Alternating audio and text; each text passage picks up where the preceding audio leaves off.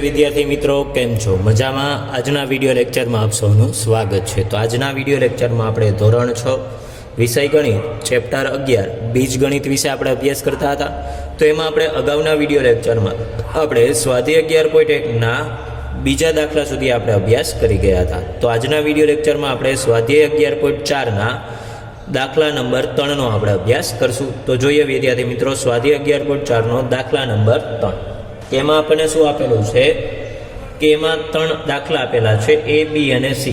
तो एमां ए दाखलो आपणे जोईए तो मुनुनी उंमर x वर्ष आपेल छे। हवे अनुमान करो के x-2 शुं दर्शावे छे अने सूचना के मुनाना नाना भाई माटे तमे विचारो छो। पछी x+4 अने 3x+7 शुं दर्शावे छे ते तमे कही शकशो। तो अहीं आपने शुं आपेलुं छे के मुनुनी उंमर केटली आपने आपेली छे। तो मुनुनी उंमर x वर्ष आपेल छे એટલે કે અહીં આપણે લખીએ કે મુનુની ઉંમર x वर्ष છે। મુનુની ઉંમર x वर्ष છે। तो હવે x-2 શું દર્શાવશે કે એના નાના ભાઈની ઉંમર દર્શાવશે એટલે કે x-2 વર્ષ મુનુ છે મુનુના નાના ભાઈની उमर x-2 वर्ष दर्शावे छे कि x-2 शू दर्शावशे। तो x-2 छे ए मुनुना नाना भाईनी उमर दर्शावशे એટલે કે અહીં આપણે લખીએ કે x-2 वर्ष 2 वर्ष मुनुना नाना भाईनी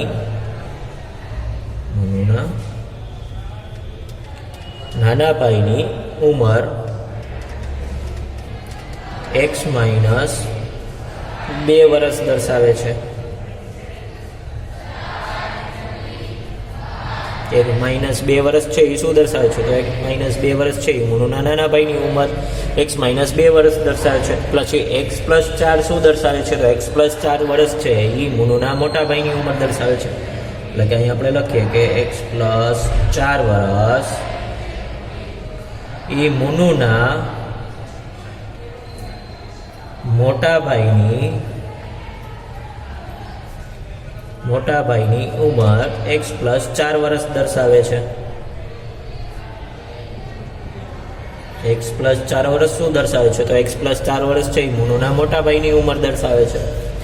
त्यारबाद 3x+7 छे 3x+7 वर्ष दर्शावे छे तो 3x+7 वर्ष छे मुनुना पितानी उमर वर्ष में दर्शावे छे એટલે કે અહીં આપણે લખીએ કે 3x+7 વર્ષ એ શું દર્શાવે છે તો એ મુનુના પિતાની ઉંમર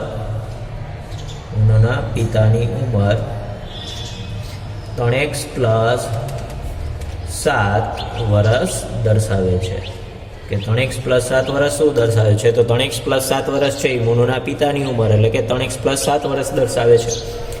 तो अहीं आपणे ए दाखलो पूर्ण कर्यो। हवे जोईए बी के आजे सारानी उमर y वर्ष छे के आजे सारा छे ए सारानी उमर केटली छे y वर्ष छे अने तेनी भविष्यनी अने भूतकाळनी उमर विषे विचारो अने आ अभिव्यक्तिओ शुं दर्शावे छे ते आपणे कहेवानुं छे। तो सारानी हालनी उमर केटली छे y वर्ष छे એટલે કે આપણે લખીએ કે સારાની હાલની ઉમર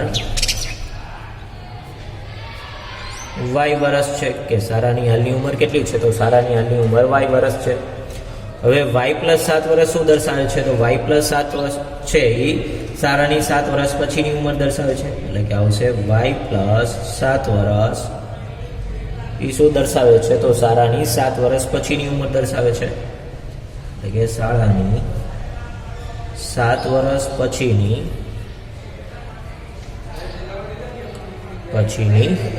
उमर दर्शावे छे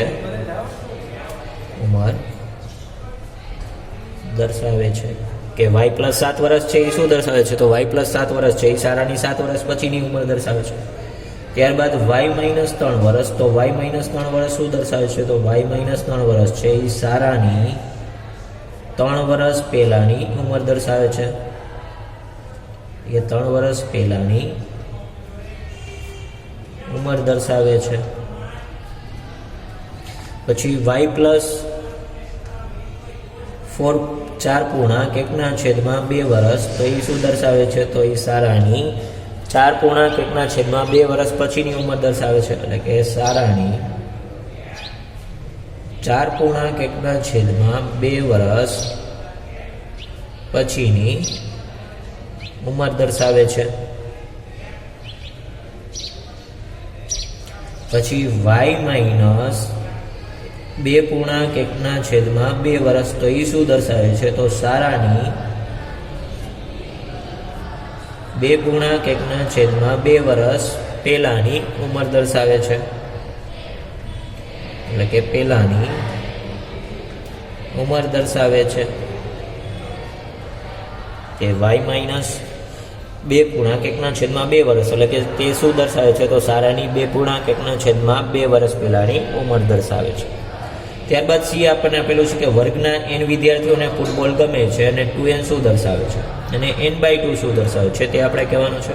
હવે અહીં આપણને સૂચના આપેલી છે કે ફૂટબોલ સિવાયની બીજી રમત વિશે વિચારો, કે ફૂટબોલ સિવાયની બીજી રમત વિશે આપણે વિચારો.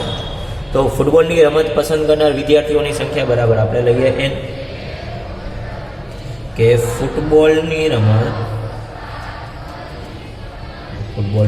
રમત પસંદ કરતા વિદ્યાર્થીની સંખ્યા બરાબર પસંદ કરનાર વિદ્યાર્થીઓની સંખ્યા બરાબર, તો પસંદ કરનાર વિદ્યાર્થીઓની સંખ્યા બરાબર કેટલા થશે? n, કે ફૂટબોલની રમત પસંદ કરનાર વિદ્યાર્થીઓની સંખ્યા બરાબર થશે n. અને 2n વિદ્યાર્થીઓની સંખ્યા એ ક્રિકેટ છે, ક્રિકેટની રમત પસંદ કરનારની વિદ્યાર્થીઓની હોઈ શકે, કારણ કે અહીંયા 2n શું દર્શાવે છે? તો 2n એ વિદ્યાર્થીઓની સંખ્યા 2n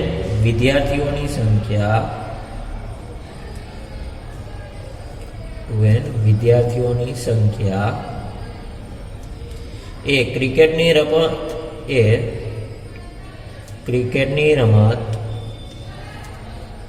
પસંદ કરનારની હોઈ શકે છે. એ ક્રિકેટની રમત પસંદ કરનારની હોઈ શકે.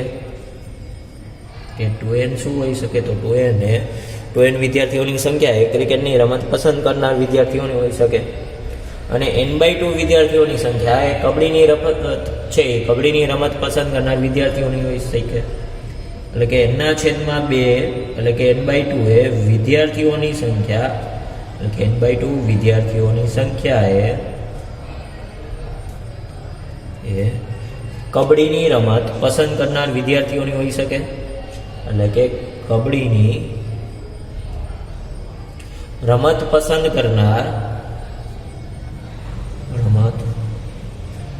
કરનારની હોઈ શકે. બરાબર, એટલે કે n/2 શું હોઈ શકે છે? તો n/2 છે એ n/2 વિદ્યાર્થીઓની સંખ્યા એ કબડ્ડીની રમત પસંદ કરનાર વિદ્યાર્થીઓની હોઈ શકે. તો અહીંયા આપણે સ્વાધ્યાય 11.4 પૂર્ણ કરીએ છીએ. ત્યારબાદ આપણે આગળ અભ્યાસ કરીએ સ્વાધ્યાય 11.5. તો સ્વાધ્યાય 11.5માં પહેલો પ્રશ્ન અહીંયા આપણને આપેલો છે કે નીચેના પૈકી કયા સમીકરણો છે તે કહો. કે નીચે આપેલા જે વિધાનો છે એ વિધાનોમાંથી કયા સમીકરણો છે તે આપણે કહેવાનું છે. ચલ સાથેના, કે ચલ આવેલા હોય અને ઇક્વલ આવેલું હોય તો જ સમીકરણ થશે, અથવા તો ઇક્વલ હોય પરંતુ ચલ ન હોય તો એ સમીકરણ થશે નહીં. અને તમારા જવાબનું કારણ આપો અને ચલ સાથેના સમીકરણોમાં કયો ચલ છે તે પણ કહો. તો અહીં આપણે પહેલો દાખલો જોઈએ. તો પહેલા દાખલામાં આપણને આપેલું છે 17 = x + 7. તો આમાં ચલ આપેલો છે અને ઇક્વલની નિશાની એટલે કે બરાબરની નિશાની પણ આપેલી છે. એટલે કે આ સમીકરણ છે. એટલે કે અહીંયા આપણે લખીએ કે આ સમીકરણ છે. અને આમાં કયો ચલ રહેલો છે? તો આમાં x એ ચલ છે, એટલે કે અહીં એક ચલ કયો છે? એટલે કે કારણ આપણે લખીએ તો કારણ આ મુજબ થશે કે એક ચલ x છે તથા તેમાં બરાબરનું ચિહ્ન છે. એટલે કે તથા તેમાં બરાબર ચિહ્ન પણ છે. એટલે કે આપેલ વિધાન એ સમીકરણ છે કે એમાં ચલ પણ છે અને એમાં બરાબરનું ચિહ્ન પણ આવેલું છે. એટલે કે આપેલ વિધાન એ સમીકરણ છે અને ચલ એમાં કયો છે? તો ચલ એમાં x છે. ત્યારબાદ બીજું જોઈએ તો t - 7 ગ્રેટર દેન 5 એટલે કે આ સમીકરણ નથી, કે એમાં ચલ આવેલો છે પરંતુ બરાબરનું ચિહ્ન નથી, એટલા માટે આપેલ એ વિધાન એ સમીકરણ નથી, એટલે કે આ સમીકરણ નથી. કારણ કે તેમાં બરાબર ચિહ્ન નથી, કે તેમાં બરાબરનું ચિહ્ન નથી, એટલે કે તેથી આપેલ વિધાન એ સમીકરણ નથી. ત્યારબાદ સી આપણે જોઈએ તો એમાં 4/2 બરાબર 2, તો એમાં બરાબરનું ચિહ્ન છે પરંતુ ચલ નથી, એટલે કે આ વિધાન પણ સમીકરણ નથી, એટલે કે અહીંયા આપણે લખીએ કે આ સમીકરણ નથી. કારણ આપણે લખીએ તો કે તેમાં ચલ આવેલ નથી અથવા તો તેમાં ચલ નથી, એટલા માટે આપેલ વિધાન એ સમીકરણ નથી. ત્યારબાદ ડી જોઈએ તો એમાં 7 × 3 - 19 બરાબર 2, તો આમાં બરાબરનું ચિહ્ન છે પરંતુ ચલ આવેલ નથી, એટલે એટલા માટે આપેલ વિધાન પણ સમીકરણ નથી, એટલે કે આ સમીકરણ નથી. કારણ તેમાં ચલ નથી, એટલા માટે આપેલ વિધાન એ સમીકરણ નથી. ત્યારબાદ ઈ જોઈએ તો ઈ શું છે? સમીકરણ છે, એમાં ચલય આવેલું છે અને બરાબરનું ચિહ્ન પણ છે, એટલે કે આ સમીકરણ છે. કારણ લખીએ તો એક ચલ કેમાં એમાં એક ચલ કયો છે? તો એમાં એક ચલ x છે તથા તેમાં બરાબર ચિહ્ન પણ છે, કે કારણ એક ચલ x છે તથા તેમાં બરાબર ચિહ્ન પણ છે. ત્યારબાદ આપણે f જોઈએ તો fમાં આપણને આપેલું છે x - 2 બરાબર 0, તો હા આ સમીકરણ છે, કે એમાં ચલય આવેલું છે અને બરાબરનું ચિહ્ન પણ આવેલું છે, એટલે કે આ સમીકરણ છે. કારણ કે એક ચલ x છે તથા તેમાં બરાબર ચિહ્ન પણ છે, એટલે કે એટલા માટે આપેલ વિધાન એ સમીકરણ છે. ત્યારબાદ આપણે જોઈએ જી, તો જીમાં આપણને આપેલું છે કે 2m < 30, તો 2m < 30 છે તો એમાં લેસ ધેન આપેલું છે, એટલે કે બરાબરનું ચિહ્ન આપેલું નથી, એટલા માટે આ સમીકરણ નથી, એટલે કે આ સમીકરણ નથી. કારણ કે એમાં બરાબર ચિહ્ન નથી, એટલે કે તેમાં બરાબર ચિહ્ન નથી, કે અહીંયા તમે જોઈ શકો છો કે એમાં ચલ આપેલો છે પરંતુ બરાબરનું ચિહ્ન આપેલું નથી, એટલા માટે આપેલ વિધાન એ સમીકરણ નથી. તો અહીંયા આપણે જોઈ શકીએ છીએ કે આમાં બરાબરનું ચિહ્ન આપેલું નથી, એટલા માટે આપેલ વિધાન એ સમીકરણ નથી. ત્યારબાદ આપણે આગળ જોઈએ તો અહીંયા આપણને આગળ આપેલું છે કે 2n + 1 બરાબર 1, તો 2n + 1 બરાબર 1 લઈએ તો એમાં ચલય છે અને બરાબરનું ચિહ્ન પણ છે, એટલે કે આ સમીકરણ છે, એટલે કે આ સમીકરણ છે. એના માટેનું આપણે કારણ લખીએ તો કારણમાં એક ચલ n છે તથા તેમાં બરાબર ચિહ્ન પણ છે, કે આ વિધાન સમીકરણ છે, કારણ કે એમાં એક ચલ n છે તથા તેમાં બરાબર ચિહ્ન પણ છે. ત્યારબાદ આઈ જોઈએ તો આઈમાં તમે જોઈ શકો છો કે બરાબરનું ચિહ્ન આપેલું છે પરંતુ ચલ આપેલ નથી, એટલા માટે આપેલ વિધાન એ સમીકરણ નથી, એટલે કે આ સમીકરણ નથી.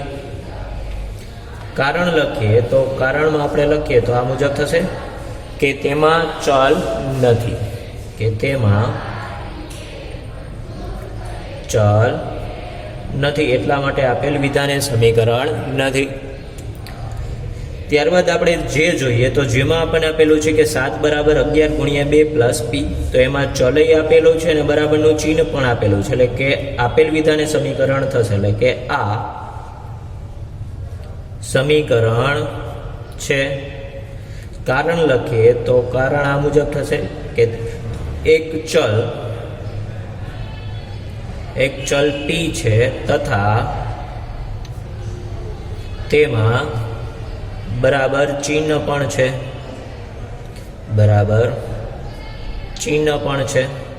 ત્યારબાદ કે જોઈએ તો કેમાં આપણને આપેલું છે કે 20 બરાબર 5y, તેમાં ચલય આપેલું છે અને બરાબરનું ચિહ્ન પણ આપેલું છે, એટલે કે આપેલ વિધાને સમીકરણ છે, એટલે કે આ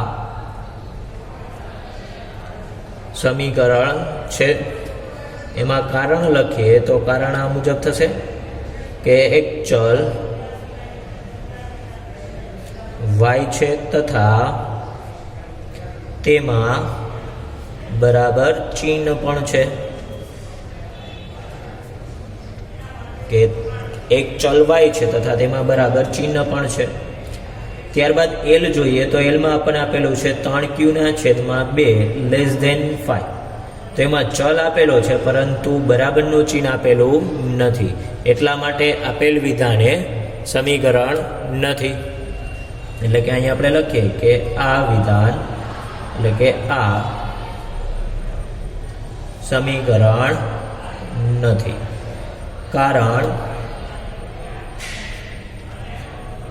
એક તેમાં શું થશે કે એક ચલ તો આપેલું છે, એટલે કે એક ચલ છે, એક ચલ q છે પરંતુ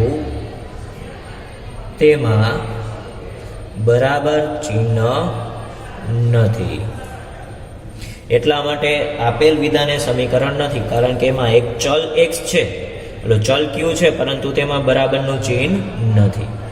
ત્યારબાદ z જોઈએ એમમાં તો z + 12 > 24, તો એમાં ચલ આપેલો છે પરંતુ બરાબરનું ચિહ્ન આપેલું નથી, એટલા માટે આ વિધાન પણ સમીકરણ નથી, એટલે કે આ સમીકરણ નથી. કારણ લખીએ તો એમાં બરાબર ચિહ્ન નથી, એટલે કે તેમાં બરાબર ચિહ્ન નથી, એટલા માટે આપેલ વિધાને સમીકરણ નથી. ત્યારબાદ એને આપેલું છે કે 20 - કૌંસમાં 10 - 5 બરાબર 3 × 5, તો આમાં બરાબરનું ચિહ્ન આપેલું છે પરંતુ ચલ આપેલો નથી, એટલે કે આ સમીકરણ નથી. કારણ આપણે દર્શાવીએ તો આ મુજબ થશે કે કારણ તેમાં ચલ નથી, કે ચલ ન હોવાથી આપેલ વિધાને સમીકરણ નથી. ત્યારબાદ ઓ જોઈએ તો ઓમાં આપણને આપેલું છે 7 - x બરાબર 5, તો આમાં ચલ x છે અને બરાબરનું ચિહ્ન પણ આપેલું છે, એટલે કે આ સમીકરણ છે. કારણ એક ચલ x છે તથા તેમાં બરાબર ચિહ્ન પણ છે, કે તેમાં એક ચલ x છે તથા તેમાં બરાબર ચિહ્ન પણ છે, એટલે કે જે વિધાનમાં ચલ હોય અને બરાબરનું ચિહ્ન આપેલું હોય તે સમીકરણ થશે, અને જે વિધાનમાં ચલ અથવા તો બરાબરનું ચિહ્ન આપેલ ન હોય તો તે સમીકરણ થશે નહીં. તો અહીંયા આપણે પ્રશ્ન પેલો પૂર્ણ કર્યો. હવે જોઈએ પ્રશ્ન નંબર 2, કે નીચે આપેલા કોષ્ટકના ત્રીજા સ્તંભમાંની વિગતો પૂર્ણ કરો. કે નીચે આપેલું જે કોષ્ટક છે એમાં ત્રીજા સ્તંભમાં જે આપેલી વિગતો છે એ વિગતો આપણે શું કરવાની છે? પૂર્ણ આપવા, એટલે કે પૂર્ણ કરવાની છે. તેમાં આપણને પહેલી કોલમમાં આપેલું છે અનુક્રમાંક નંબર, એટલે કે a b c d બધા, પછી સમીકરણ આપેલું છે અને ચલની કિંમત, એટલે કે ચલની જગ્યાએ કિંમત મૂકતા જો બંને બાજુ, એટલે કે ડાબી બાજુ બરાબર જમણી બાજુ સરખું થઈ જાય તો એ સમીકરણ સંતોષાય છે, એટલે કે જો સંતોષાતું હોય તો હા, અને જો ન સંતોષાતું હોય તો આવશે ના. એટલે કે ડાબી બાજુ બરાબર જમણી બાજુ બંને કિંમત સરખી આવી જાય તો આવશે સમીકરણ સંતોષાય છે, એટલે કે હા, અને જો બંને સરખા ન આવતા હોય તો આવશે સમીકરણ સંતોષાતું નથી, એટલે કે આવશે ના. તો અહીં આપણે પેલું જોઈએ તો 10y બરાબર 80, જ્યાં y બરાબર કેટલા લેવાના છે? 10. તો અહીં y ની જગ્યાએ 10 લઉં તો 10 × 10, એટલે કે 10 × 10 કેટલા થશે? 100. બરાબર 80. તો આ બે સરખા થાય છે એટલે કે ના. તો આપેલ સમીકરણ સંતોષાતું નથી એટલે કે આવશે ના. પછી બીજું જોઈએ તો 10y બરાબર 80 કે જ્યાં y બરાબર એટલે કે ચલ y બરાબર કેટલા લેવાના છે 8. તો અહીં y ની જગ્યાએ 8 મૂકો તો 10 ગુણ્યા 8 એટલે 10 અઠાને 80 બરાબર 80. તો બે સરખા આવે છે તો હા સમીકરણ સંતોષાય છે એટલે કે આવશે હા. ત્યારબાદ ત્રીજું આપણે જોઈએ તો 10y બરાબર 80 કે જ્યાં y બરાબર આપણે કેટલા લેવાના છે 5. તો અહીં y ની જગ્યાએ 5 લાવ તો 10 ગુણ્યા 5 એટલે 10 પંચાને 50 બરાબર 80. તો આ બે સરખા આવે છે તો ના એટલે કે નોટ ઇક્વલ ટુ. તો સમીકરણ સંતોષાતું નથી એટલે કે આવશે ના. પછી ડી જોઈએ તો 4l બરાબર 20 કે જ્યાં l બરાબર કેટલા લેવાના છે 20. તો અહીં l ની જગ્યાએ 20 લઉં તો 20 ગુણ્યા 4 તો 20 ચોકુને 80 બરાબર 20. તો 80 બરાબર 20 સરખા થશે એટલે કે ના. તો સમીકરણ સંતોષાતું નથી એટલે કે આવશે ના. પછી 4l બરાબર 20 કે જ્યાં l બરાબર કેટલા લેવાના છે 80. તો અહીં l બરાબર 80 લઉં તો 8 ચોક 32 એટલે આવશે 320 બરાબર 20. તો 320 અને 20 સરખા થશે એટલે કે આવશે ના. તો સમીકરણ સંતોષાતું નથી એટલે કે આવશે ના. પછી l બરાબર 5 તો અહીં l ની જગ્યાએ 5 લો તો 4 ગુણ્યા 5 એટલે 4 પંચાને 20 બરાબર 20. તો બે સરખા થાય છે તો હા. તો સમીકરણ સંતોષાય છે એટલે કે આવશે હા. ત્યારબાદ આપણને આપેલું છે b + 5 બરાબર 9 કે જ્યાં b બરાબર કેટલા લેવાના છે 5. તો 5 + 5 એટલે કે 5 + 5 કરશો એટલે કેટલા આવશે 10 બરાબર 9. તો 10 બરાબર 9 થશે તો ના એટલે કે સમીકરણ સંતોષાતું નથી એટલે કે આવશે ના. પછી b + 5 બરાબર 9 કે જ્યાં b બરાબર કેટલા લેવાના છે 9. તો b બરાબર 9 લો તો 9 ને 5 કેટલા થાય 14. તો 14 બરાબર 9 તો 14 બરાબર 9 થશે તો ના એટલે કે સમીકરણ સંતોષાતું નથી એટલે આવશે ના. પછી b + 5 બરાબર 9 કે જ્યાં b બરાબર કેટલા લેવાના છે 4. તો અહીં b ની જગ્યાએ 4 લઈએ તો 4 + 5 એટલે કેટલા થાય 9. તો આવશે 9 બરાબર 9 બરાબર. તો 9 બરાબર 9 થાય છે એટલે કે આવશે હા. એટલે કે ડાબી બાજુ બરાબર જમણી બાજુ થઈ જાય છે તો સમીકરણ સંતોષાય છે એટલે આવશે હા. પછી આપેલું છે h - 8 બરાબર 5 કે જ્યાં h બરાબર કેટલા લેવાના છે 13. તો 13 - 8 તો h ની જગ્યાએ તે લઈએ તો 13 માંથી 8 બાદ કરશો એટલે કેટલા વધશે. તો 13 માંથી 8 બાદ કરતા આપણને મળશે 5.